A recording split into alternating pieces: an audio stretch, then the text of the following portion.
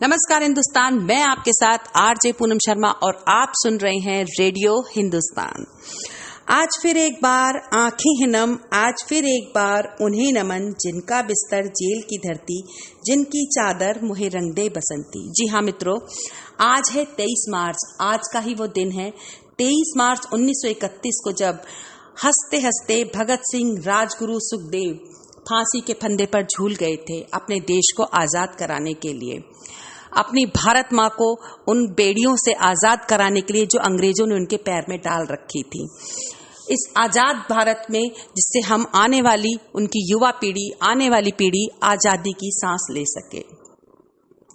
ये पहली बार था, इतिहास गवाह है, अंग्रेजों की भी आंखें फटी रह गई थी जब ये तीनों आ रहे थे फांसी के फंदे पर लटकने के लिए। इनका चेहरा बिल्कुल हंसता हुआ, जैसे इनके चेहरे पर कोई डर, किसी तरह का कोई संकोच, कोई पश्चाताप नहीं था। और हंसते हंसते इन्होंने आए, फांसी के फंदे को चूमा और आराम से फांसी पर ऐसे लटक गए जैसे न जाने कोई जीवन का आम कार्य कर रहे हों। जैसे कि हम अपने जीवन कार्य में, डेली रूटीन में जो हम कार्य करते हैं, इस तरह से वो फांसी पर लटक गए, जैसे ये बने ही फांसी के फंदे पर लटकने के लिए थे।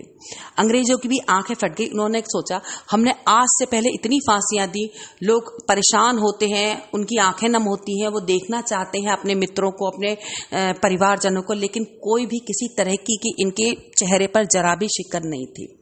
हालांकि फांसी इन्हें 24 मार्च को दी जानी थी, लेकिन क्योंकि देश में आक्रोश बहुत था इनकी फांसी को लेकर, जो क्रांतिकारियों की भीड़ को देखकर अंग्रेजी अधिकारी जो थे, उन्होंने फैसला किया कि इनको 23 मार्च को ही इन्हें फांसी दे दी जाए।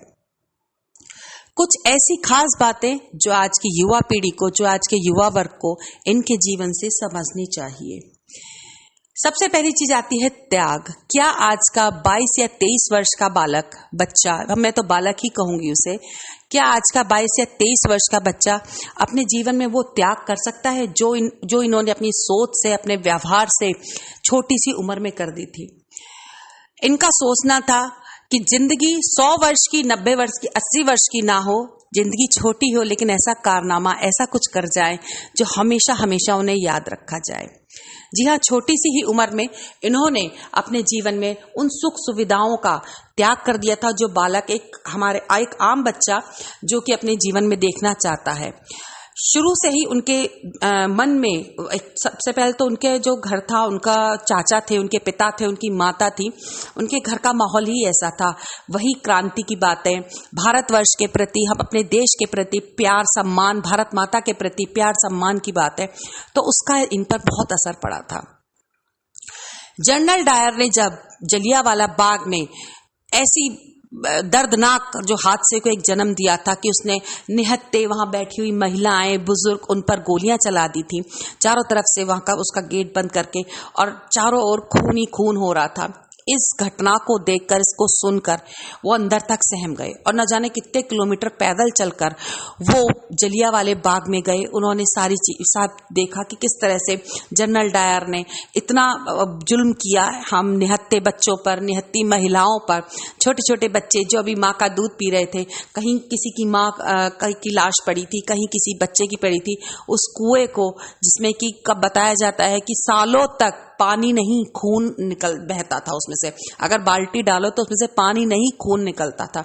इतना दर्दनाक हादसा जो इन्होंने देखा, बस वहीं से इनके अंदर परिवर्तन सा आ गया और इन्होंने एक रिवॉल्वर, एक बंदूक, छोटी सी बंदूक खरीद ली। दौड़ते दौड़ते अपने गांव की ओर जा रहे थे। रास्ते में इनके चाचा, इनके पिताजी खेत में काम कर रहे थे और न जाने उनसे क्या हुआ कि इन्होंने कुदाल ली और एक गड्ढा खोदने लगे। इनके पिता के पूछने पर, जब उन्होंने पूछा तुम ये क्या कर रहे हो भगत सिंह, तुम ये क्या कर रहे हो, तब इन्होंने कहा कि मैं गड्ढा खोद रहा हूं। जैसे आप अपने खेत में जब फसल उगाते हैं, बीज डालते हैं तो फसल उगती है, इसी तरह से मैं इस बंदूक को बोल रहा हूं, इससे ना जाने कितनी हजारों सैकड़ों बंदूकें उगेंगी जो काम आएंगी इस देश को आजाद कराने के, जो काम आएंगी इन अंग्रेजों से मुक्ति पाने के। उनका ये परिवर्तन, उनकी ये बात सुनकर उनके पिताजी दंग रह गए। दृढ़ संकल्प, छोटी सी उम्र में ही उन्होंने ऐसा दृढ़ संकल्प कर लिया था, अपने अंदर, अपने रक्त में, अपने खून में ये लाइन बसा ली थी, आजादी आजादी आजादी। मुझे इन अंग्रेजों से अपने देश को, अपनी भारत माता को, अपनी धरती को आजाद कराना है। एक छोटी सी उम्र में छोटे से बच्चे जब वो खेल खिलौने खेलते रहते हैं, जब उन्हें अच्छाई बुराई की ज्ञान नहीं होता, उनके अंदर एक ऐसी क्रांति भर गई थी। हाँ, वो महात्मा गांधी के विचारों से, उनकी बातों से बहुत सहमत थे कि जो गांधी जी कहते हैं उनको, उनकी भाषण, उनकी बातें, उनके जो आर्टिकल्स आते थे न्यूज़पेपर्स वगैरह में, उन्हें बहुत ध्यान से पढ़ते थे। उनके अंदर ज्ञान वर्जित करने की एक खास क्षमता थी। छोटी सी उम्र में अपने स्कूल में न जाने उन्होंने अपनी सिलेबस से अलग न जाने कितनी उन्होंने किताबें पढ़ डाली। उन्हें पढ़ने का बहुत शौक था, उन्हें ज्ञान अर्जित करने का बहुत शौक था। नई नई चीजें, नया नया ज्ञान, किसी भी सब्जेक्ट पर, किसी भी विषय पर उन्हें बात करना बहुत अच्छा लगता था। ज्यादातर खाली समय जैसे बच्चे प्लेग्राउंड में खेलते हैं या अपने दोस्तों के साथ टाइम पास करते हैं, उनके अंदर इस चीज से बिल्कुल एक अलग था कि वो हमेशा लाइब्रेरी में, वो चाहते थे लाइब्रेरी में बैठे, लाइब्रेरी में पढ़े, नई नई किताबें पढ़ना, न जाने कितने सैकड़ों किताबें, हजारों किताबें उन्होंने पढ़ डाली। और जिस वक्त उनको फांसी लगने वाली थी, उस वक्त भी वो किताब ही पढ़ रहे थे। जब उन्हें लेने के लिए अंग्रेज अधिकारी आए कि चलो तुम्हारी फांसी का टाइम हो गया, तो उन्होंने कहा रुक जाइए जरा, मैं इस पन्ने को, इस किताब को मैं पूरा कर लूं। ऐसी बात सुनकर, ऐसे उनके अंदर चीजें देखकर अंग्रेज अधिकारी भी परेशान हो जाते थे, लेकिन वो कुछ कह नहीं सकते थे, क्योंकि वो तो हमारे विद्रोही थे, हमारे उसमें रहते, हमारे कभी उन्होंने सोचा नहीं कि ये भारत देश, वो तो हम पर कब्जा करना चाहते थे, हमें मजदूरों की तरह इस्तेमाल करना चाहते थे। उन्होंने भारत देश को कभी अपना देश, उनके निवासियों को कभी अपना निवासी नहीं समझा। क्रोध हर युवा को आता है, लेकिन कहीं ना कहीं दिशा बदल जाती है, कहीं गलत दिशा में आता है। क्रोध उनके अंदर इतना था, ये बात है 1927 की, जब साइमन कमीशन आया था और भारत में पूरी तरह उसका विरोध किया जा रहा था। उन्होंने भी जमकर इसका विरोध किया अंग्रेजों के खिलाफ, और अंग्रेजों ने जो क्रांतिकारी थे उन पर जमकर लाठीचार्ज किया। लाठीचार्ज में लाला लाजपत राय इतनी बुरी तरह घायल हो गए, इतनी बुरी तरह जख्मी हो गए कि 17 नवंबर 1928 को उनका निधन हो गया। और न जाने उनका ये निधन हुआ, ये घटना देखकर वो अंदर तक इतने दुखी हुए, इतने परेशान हुए कि अब उन्होंने कसम खा ली कि गांधी जी जो हमें अहिंसा का पाठ पढ़ाते हैं, अहिंसा हमारा क्रांतिकारी हथियार नहीं बन सकता। हम अहिंसा से, हम आराम से समझाकर, हम भाषण द्वारा समझाकर, हम विनय विनती कर कर इन अंग्रेजों से हम आजादी नहीं पा सकते। और बस यहीं से एक परिवर्तन आया गरम दल का। उन्होंने कहा हम आजादी लेंगे, हम हर वो काम करेंगे, हम जो जिस तरह से हमें बंदूक भी चाहिए, हमें असला भी चाहिए, हमें हथियार भी चाहिए, हम वो हर चीज जुटाएंगे, हम वो हर चीज काम करेंगे जो हमारी आजादी को पाने में, हमारे जो हमने संकल्प लिया है अपने जीवन का, उसे पाने में हमें और आसान करे। और यहीं से एक गरम दल का निर्माण हो जाता है। निडरता, डर उनके अंदर बिल्कुल नहीं था। रात हो दिन हो, वो कहीं भी हो, किसी भी हाल में हो, डर किसी से कहीं से कहीं तक उनके अंदर डर बिल्कुल नहीं था। अपनी बात को खुलकर रखना, जमकर प्रदर्शन करना, अपनी बात पर अड़े रहना उनके लिए उनकी एक खास आदत थी। 8 अप्रैल 1929 को पब्लिक सेफ्टी बिल और ट्रेड डिस्प्यूट बिल पास कराने की अंग्रेज कोशिश कर रहे थे, लेकिन कहीं ना कहीं हम भारतीयों पर कुछ अत्याचार था।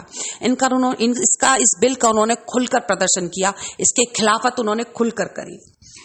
और इस बिल की खिलाफत करने के लिए कि हम भारतीयों को हमारा अधिकार चाहिए, हम इसे बिल को नहीं आने देंगे, और डटकर इसका मुकाबला किया। उन्होंने सेंट्रल असेंबली में इसी दौरान बम फेंका, हालांकि खाली जगह पर फेंका, खाली स्थान पर फेंका, किसी को कोई नुकसान नहीं हुआ, कोई जान माल की हानि नहीं हुई, कोई आहत नहीं हुआ, और वहां धुएं का गुबार उड़ गया। वो ये बताना चाहते थे कि आप हमारी बातों को सुने, अपना शांति से, ऐसा नहीं कि अपना काम करते रहें और प्रस्ताव पास करते रहें कि हम पर कोई असर नहीं पड़ेगा, हम सर झुकाकर आपकी बात सुन रहे हैं और आप हम पर अपने मत, अपने विचार थोपते जा रहे हैं।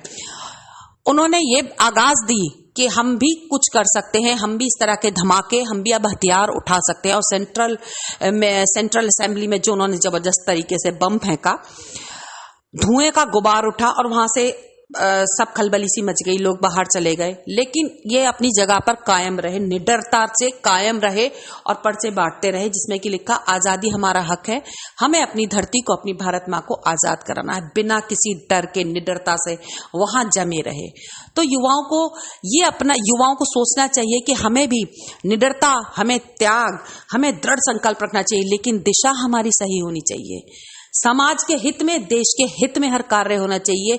कोई अहित हमारा नहीं होना चाहिए, हमारा कोई भाई, हमारा कोई बहन, हमारा कोई भारतवासी, हमारा निवासी किसी अहित का शिकार ना हो, किसी अत्याचार का शिकार ना हो। ये युवा पीढ़ी को खास समझना चाहिए। तो ये थी कुछ खास बातें भगत सिंह, राजगुरु और सुखदेव के जीवन से, जिनका खास नारा था, मुझे रंग दे बसंती, मुझे रंग दे बसंती। तो फिर आती रहूंगी मैं आपके साथ मिलने के लिए। आज यहीं तक अलविदा आपसे कहती हूँ। आप सुनते रहिए रेडियो हिंदुस्तान।